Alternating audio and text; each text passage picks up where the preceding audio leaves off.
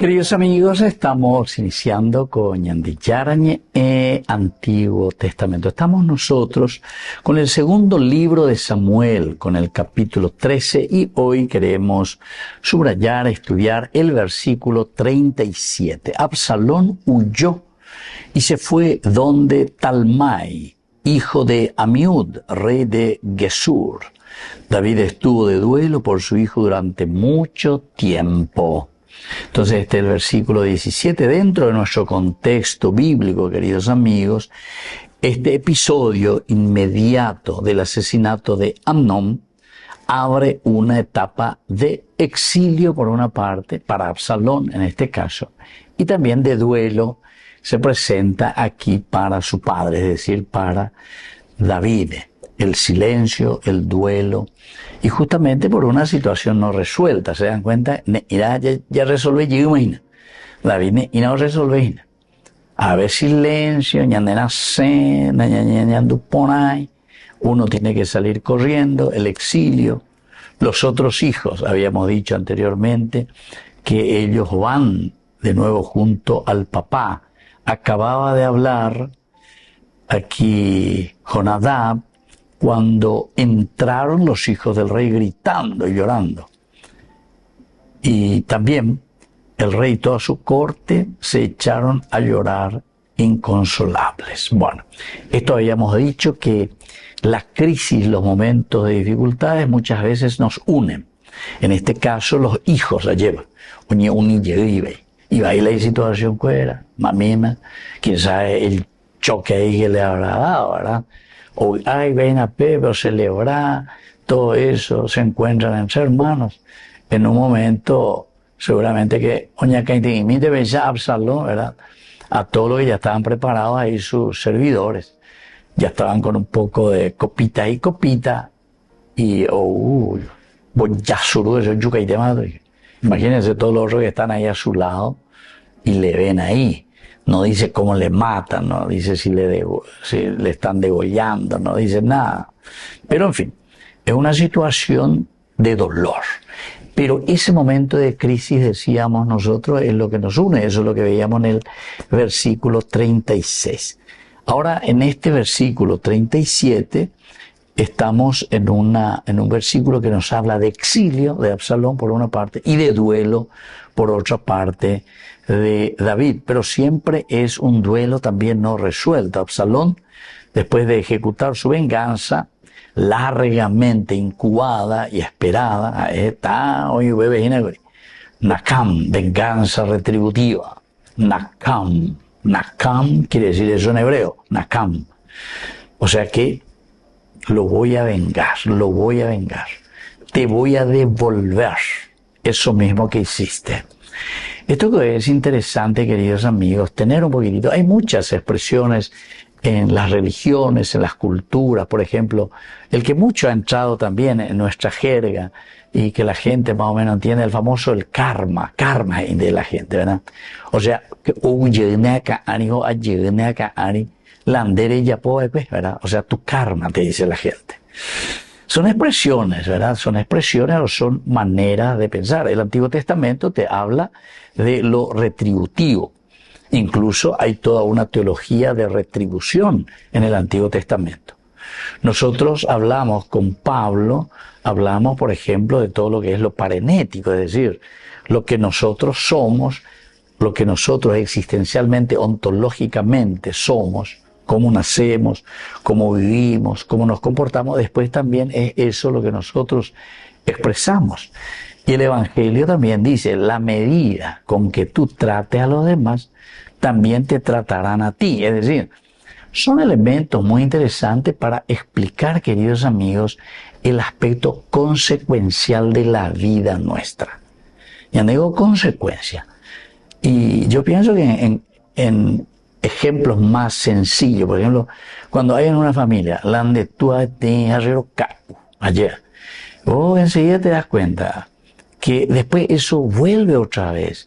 No porque, entre comillas, él es, como algunos dicen, porque él es un pecador, que esto, que aquello, que no se ha sanado su herida. No es el espíritu de su abuelo, de bisabuelo, lo que sea. Esa es su responsabilidad. Pero el asunto es que las consecuencias nuestras, es decir, ¿qué es lo que tus hijos están viendo? ¿Qué es lo que la sociedad está viendo? ¿Y qué es lo que después sufren también los hijos? Por ejemplo, los hijos sufren porque el hijo es un argelado, le pega a la mamá, los hijos ven esas cosas.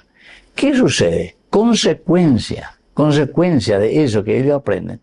Cuando esos hijos sean mayores, también van a tener actitudes semejantes a ese papá golpeador o borracho. Normalmente, ¿verdad? No estamos diciendo, queridos amigos, que eso siempre va a ser así. Porque nosotros también tenemos la capacidad del discernimiento, inteligencia para no dañar inteligente. También tenemos libertad, es decir, para tomar una decisión y decir, no, yo no voy a hacer esto. A pesar de que hay una influencia tremenda, ¿verdad?, en el aspecto psicológico, en el aspecto de la formación. Y bueno, por eso aquí te está hablando del nakam, que es una venganza retributiva. Entonces, Absalón huye para evitar la reacción real y judicial. Entonces, la narración nos está mostrando un doble quiebre. Un doble político, por una parte, y por otra parte, también un quiebre familiar. Así se destaca el contraste entre la acción decisiva de Absalón y la pasividad también de David. David, entonces llora, está en duelo. David no entra en un estado, queridos amigos, de acción, ¿verdad? Sino que dice luego, de un prolongado duelo. Eso se dice aval, hacer duelo profundo, y pucú, no pavei. El pecado inicial, la violación de Tamar, no fue juzgado. Y ahora sus consecuencias se expanden como una cadena narrativa de desorden moral. Es una ruptura de la justicia, del mishpat. El mishpat es aquí, queridos amigos, es un desorden moral total y ruptura total de la justicia. Por eso que bíblicamente el versículo no justifica a Absalón, pero expone el costo de una justicia omitida, donde ella puede ver la pecado de omisión. Volvemos enseguida con más de Yarañi Antiguo Testamento.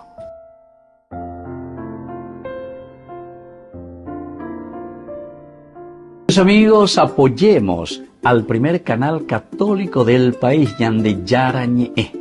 Aquí nosotros les presentamos el QR. Escaneando, podés abrir desde la cuenta de tu banco y podés ayudarnos a evangelizar.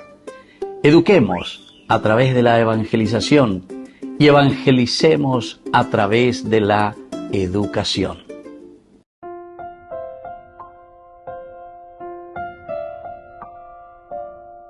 Queridos amigos, seguimos con Yande Yarañi Antiguo Testamento. Estamos nosotros con este capítulo 13 del segundo libro de Samuel, el versículo 37. Absalón fue a refugiarse en el territorio de Talmai, hijo de Amiud. El rey David guardó luto por su hijo todo aquel tiempo. Entonces aquí vemos un exilio de parte de Absalón, autoexilio ciertamente, y por otra parte un duelo prolongado de parte de David. Nosotros a este le llamábamos el famoso aval, pero esto es el no asumir, ¿verdad? Sino que quedarse pasivo, y entonces no hacemos nada, no solucionamos nada. Ahora, dentro de nuestro contexto histórico, recordemos que Gesur era un pequeño reino arameo al noreste del mar de Galilea. Talmai, rey de Gesur, era abuelo materno de Absalón, lo que convierte su vida en un exilio diplomáticamente protegido. Diplomáticamente protegido, imagínense, dentro de la misma familia. No improvisado, quiere decir que Absalón también porque David, recordemos que David tenía ya una jurisdicción muy grande y una fuerza muy grande políticamente. Hasta incluso, como famoso, la Interpol le podría haber hecho buscar, ¿verdad?, la policía, o Berucayo. Pero sin embargo aquí Absalón, porque él lo piensa todo es premeditado. No anda él a pecha antes de improvisar, todo es premeditado. Absalón es capaz de organizar. David, siendo el rey, sin embargo, no organiza y se queda de nuevo pasivo, un duelo, el Abal. Refleja entonces, queridos amigos, aquí también las alianzas matrimoniales típicas de la monarquía temprana, ¿verdad? Esto es lo que se hacían con las monarquías, o sea, ¿cómo vamos a unir nuestros reinos? Va a enseñar un bareteta, va a enseñar de Icatuta, lleva, porque aquí o había la guerra, yo le hago la guerra a le mato a todo el mundo, es algo sacrificado, y sacrificamos al pueblo, guerras, muertes. O si no, lo hacemos de una manera mucho más sencilla. Vaya, emomendá, landemembuj, landera, emomendá lleva, con la hija del otro rey o con el hijo del otro rey, y entonces así se hacen las alianzas de matrimonio. Históricamente el texto muestra cómo las fracturas internas de la casa de David comienzan a debilitar su reinado. Y claro, porque justamente orajaba en Ajopi, David Omanoye, que tiene que llevar el reino y va a ver a cuando no entenderé. Porque imagínense, Absalón le mata a su hermano frente a los otros hermanos, frente a todos sus hermanos. Eso es una cosa terrible, ¿verdad? Se les queda impregnado, ¿verdad? Y de ahí no sale, ¿verdad? Como cuenta nuestra historia también paraguaya, la famosa, lo de Xananá, ¿verdad? Xananá, ya que habían matado a los presos políticos, etcétera, también, y en una escuela, o sea, frente a los niños. Imagínense, ¿cómo habrán quedado esos niños? Imagínense por la impresión ahí. En el momento de formación, ahí le mandan fusilar a esa gente frente a sus propios hijos y frente a esos niños de escuela. Entonces la impresión, queridos amigos, era el terror, ¿verdad? El terror que fue manejando la política, ¿verdad? Y después hay gente que quieren decir, no, esto no fue nada, esto es una cosita así buena y linda, ¿verdad?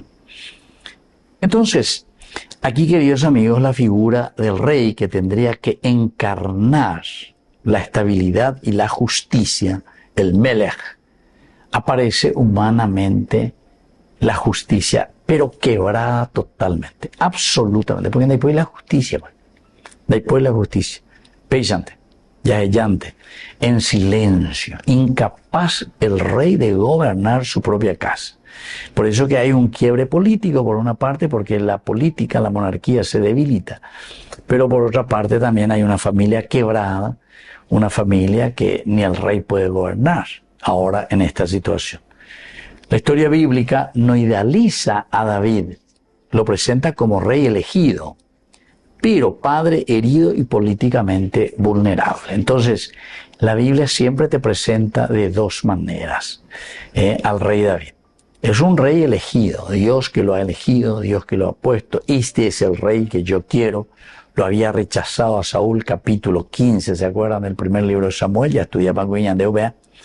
Pero aquí le presenta también como un padre herido, es decir, una de las situaciones defectuosas, digamos, no asumidas por David, era el tomar decisiones.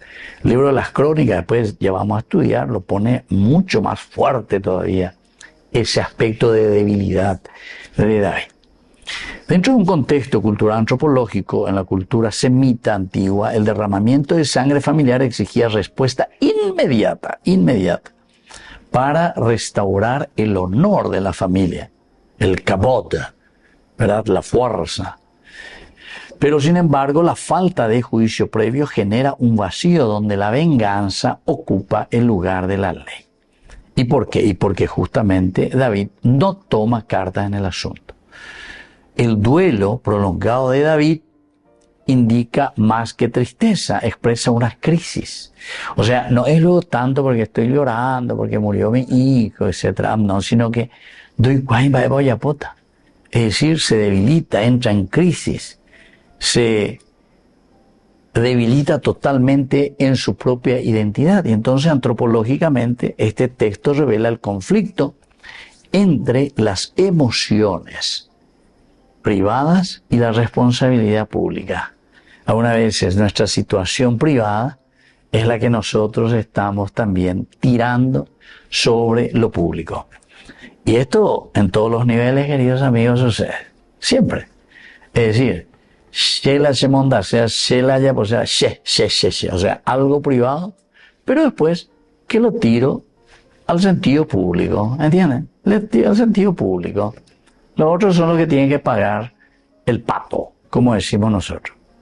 Pero soy yo el que está allí maquinando en un sentido privado.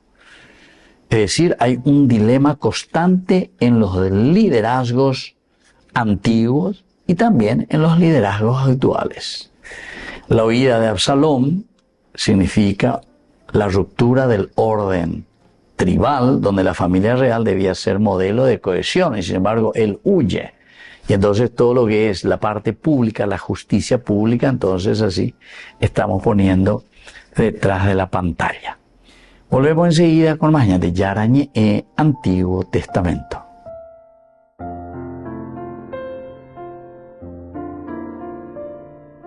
Amigos, apoyemos al primer canal católico del país, Yande Yarañe. Aquí nosotros les presentamos el QR. Escaneando, podés abrir desde la cuenta de tu banco y podés ayudarnos a evangelizar. Eduquemos a través de la evangelización y evangelicemos a través de la educación.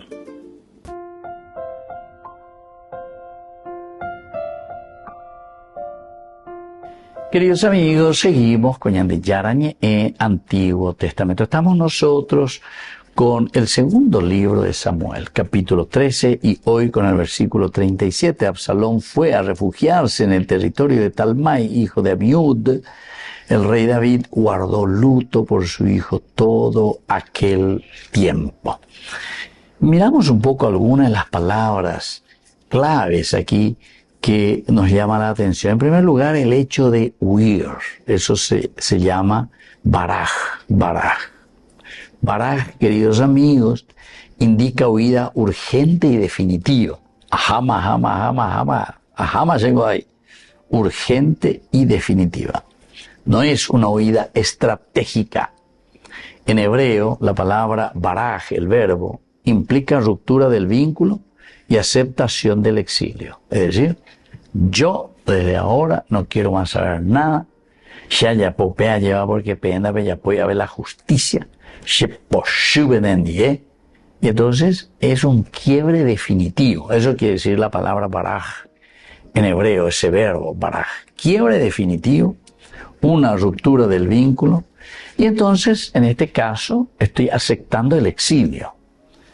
Queridos amigos, y esta palabra no se utiliza solamente porque hice un asesinato o lo que sea. Pero hoy en día, pues te ve ahí, está en la o viajar, ya, opción, parece.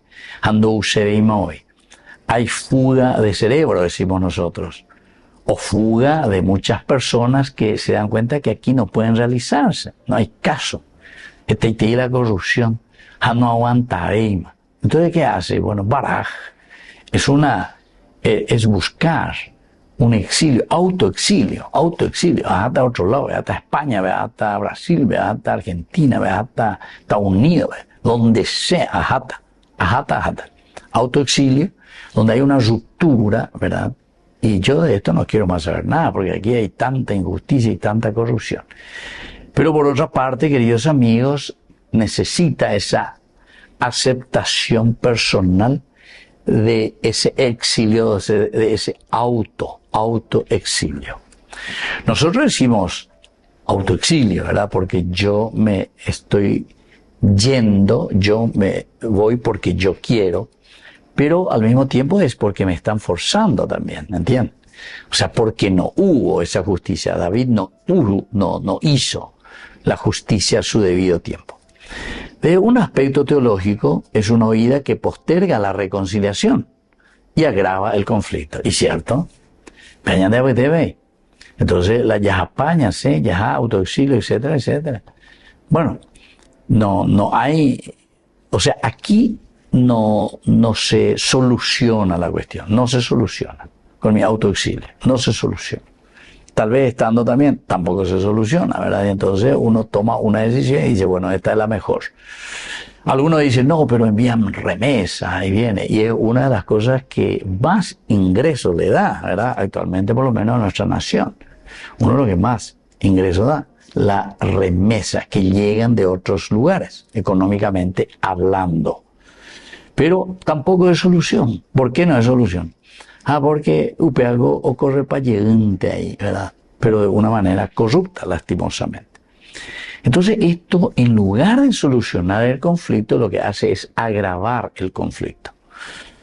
El autor sagrado muestra que cuando no hay justicia, la huida se vuelve la única salida humana, pero nunca es la solución divina. Esto es lo que tenemos que subrayar, mis queridos amigos. Es la única, entonces, forma, la única salida humana. Ave de por solución, ave de por justicia, ave pechanguarante maoy, ¿se dan cuenta? Ese fue el pensamiento. Entonces es un autoexilio. Es la única salida humana. Pero recordemos que también nunca será la solución divina, nunca será la solución definitiva para esa sociedad. Nada es la solución, nada es la solución. La solución es que exista justicia, que exista honestidad y que se hagan bien las cosas. O sea, el bien es para todos o debe ser para todos, para la sociedad. Una segunda palabrita es la palabra aval, que quiere decir duelo. Este verbo describe el duelo activo, prolongado y público. Prolongado y público. No es solo sentimiento, es estado existencial. David no llora solo a Amón, sino la pérdida de sus hijos, de su autoridad moral y de la armonía familiar. ¿Por qué? Porque David de cierta manera coge pierde para y la escuela lleva. Hasta llegar, porque nunca nos preocupáis ese cuera. Doy cuera. Doy coigendía cuera, ¿se dan cuenta? Hace rato hablábamos en el versículo 36 que los hijos del rey, ante la crisis, ellos entran y vienen junto a su padre. El momento de crisis parece que nos vuelve a unir. Usted lleva, ya apague, ya años en tu, vaya, pota papá, lleva, veamos un momento. Entonces el duelo es símbolo de un rey que no supo juzgar a tiempo y solamente puede lamentar hoy. Entonces para nosotros esto es importante. La pérdida de los hijos y la pérdida de la autoridad y la armonía familiar es lo que aquí nos está queriendo mostrar cuando hay un huir por una parte, pero el aval, que quiere decir hacer duelo. Pero un duelo prolongado, que al final de cuentas lo hago así porque hoy en día nosotros decimos, la famosa la depresión. La depresión es eso, un duelo prolongado, y no somos capaces de salir porque no actuamos, no nos ponemos las pilas ya en Ñande. Volvemos enseguida con más Ñande Yarañe Antiguo Testamento.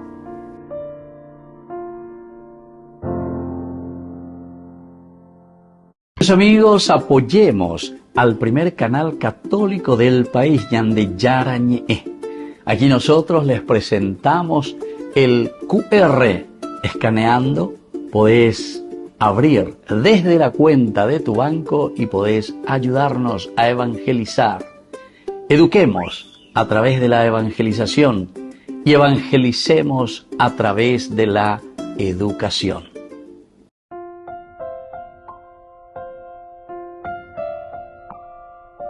Queridos amigos, seguimos con Ñande Yarañe Antiguo Testamento. Estamos nosotros con el segundo libro de Samuel, capítulo 13, versículo 37. Absalón fue a refugiarse en el territorio de Talmai, hijo de Amiud, el rey David, que guardó luto por su hijo todo aquel tiempo. Dos palabras claves entonces, por una parte es esa palabra que decíamos que es el abal, y por otra parte es el baraj, el huir, o sea, se lleva, y el duelo del abal, que es símbolo de un rey más bien, que no supo juzgar a tiempo y ahora solo puede lamentarse. A ver, no hay problema muchas veces, yo que la llevo. Naya juzgar a tiempo, naya morir la justicia a tiempo. Y después se nos va la mano, ¿verdad? Se nos va la mano. Está ese aprendiz de mago, algo así, ¿verdad? El padre Quinaya antes contaba, incluso tenía un escrito muy interesante, que quería aprender, ¿verdad? Él no quería más trabajar y barrer solo, ¿verdad? Y entonces, magia quería, para que las escobas trabajen solo y las escobas limpien solo y limpie con el agua y que esto, aquello.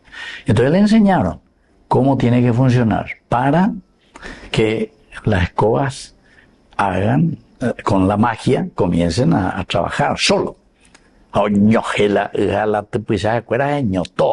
El agua solo, el balde solo, todo era solo. Agua puro mañana. Pero seguía y después ya comenzaba a inundarse. Pero a aprender solamente el cómo hacer que las escobas trabajen solo y el agua comience a derramarse y a tirarse para limpiar. Pero no sabía cómo pararlo, ¿entiendes? No sabía cómo pararlo.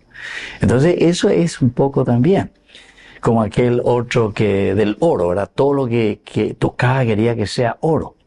Y entonces el listo le dio esa posibilidad para que todo lo que tocaba se convierta en oro. Uy, ahí te lo poco a ese. Había caruanguao poco la cuchara de oro. Ay, qué lindo, ya comer en cuchara de oro. Había poco más la tembi, una convertirse en oro, diga todo el mismo caro. A veces. ¿Se dan cuenta?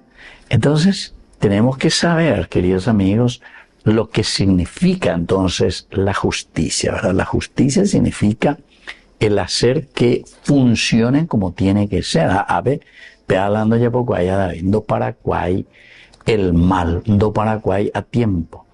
Entonces el mal se multiplica y se multiplica y se multiplica y se multiplica. Entonces todo lo que se convierte ahora será en injusticia.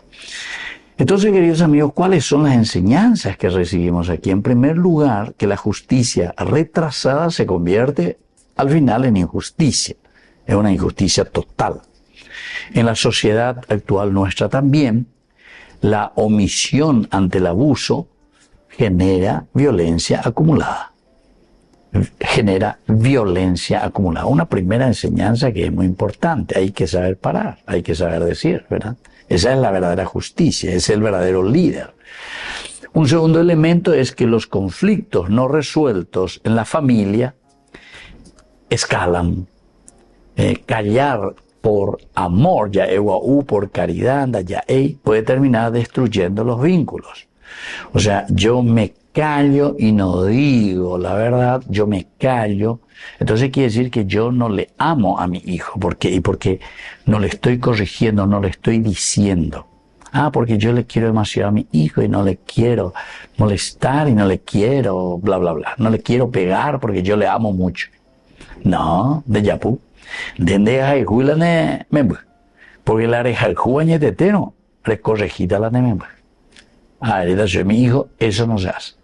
Mi hijo, párate bien. Mi hijo, así se come, así se agarra la cuchara. Mi hijo, no hay que gritar así. Mi hijo, hay que portarse bien, etc. Apeada quiere decir que eres jalhula nemembu, ¿por qué? Porque le estás ordenando la vida, le estás ayudando, ¿verdad? Pero siempre la educación es también educar aquí, queridos amigos. No es que él va a ser esclavo, algunos entienden todo mal, no entendí yo, va a decir la educación. Educare quiere decir justamente direccionar las fuerzas, eso quiere decir la educación, querido amigo, direccionar la fuerza. No es que él va a ser tu esclavito o tu esclavita, siempre va a decir y va a hacer lo que vos le decís y como vos le decís, no. La educación es direccionar y sobre todo aquí, formación de la conciencia. Entonces, oye esa cuá, oye esa pea, a eso le tenés que educar, oye esa pea, oye esa cuá. Y ahí después él va a hacer su camino. Él va a hacer su camino. Pero vos pues le tenés que encaminar. Bueno, y así hay muchas cosas interesantes, ¿verdad? Los conflictos no resueltos en la familia encalan. ¿Por qué? Porque callar por amor al final puede terminar destruyendo los vínculos. Cuando hijos la lleva ahí, después cuando son grandes, y se entero que un huepotino ya tende y la y tu arendo y cuase, y va, porque me corregí a tiempo, no me hizo de cuera el cariño verdadero. Y entonces se te vuelve en contra, ¿verdad? Huir no sana, solo posterga. En lo personal y espiritual, el exilio emocional no trae paz. Y es lo que hace Absalón, ¿verdad? Huye, huye, huye. Pero eso no sana ninguna herida, solamente posterga la realidad. No se cura esa herida. No se confronta esa herida. El liderazgo exige coherencia moral, claro. Cualquier líder, Peoñe Moías y Tenón de Gua, tiene que tener una coherencia moral. Pero David aquí pierde toda autoridad. No por su debilidad, sino por incoherencia. Él que era grande, pero imagínense todo lo que hemos leído, David es el que le pone a Israel prácticamente ahí al frente de todo. Pero en este aspecto de liderazgo, en la familia, en la formación, en la educación con los hijos, cero al cuadrado. Pierde toda autoridad.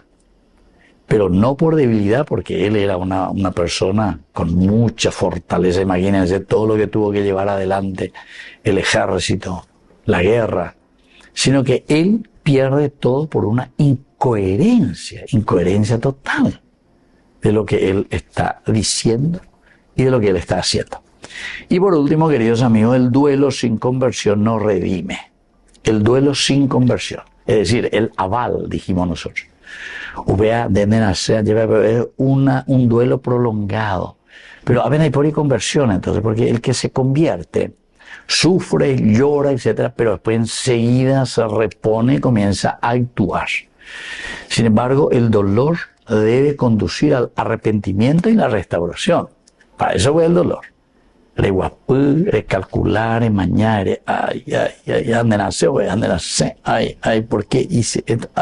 Etcétera.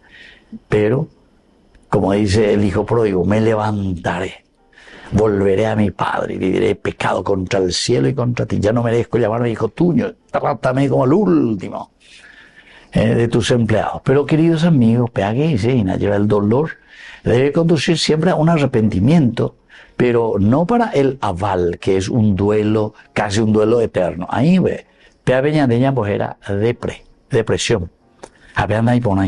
La depresión no es, queridos amigos, lo que te va a solucionar. La depresión te queda ahí, vaya bota. Bueno, queridos amigos, les dejo por el día de hoy y les doy la bendición del Señor, el Padre y el Hijo y el Espíritu Santo. Amén. Hasta la próxima con más Ñande Yarañe, Antiguo Testamento. Con esto concluimos nuestro programa Ñande Yarañe con el Padre Víctor Luis Cabañas.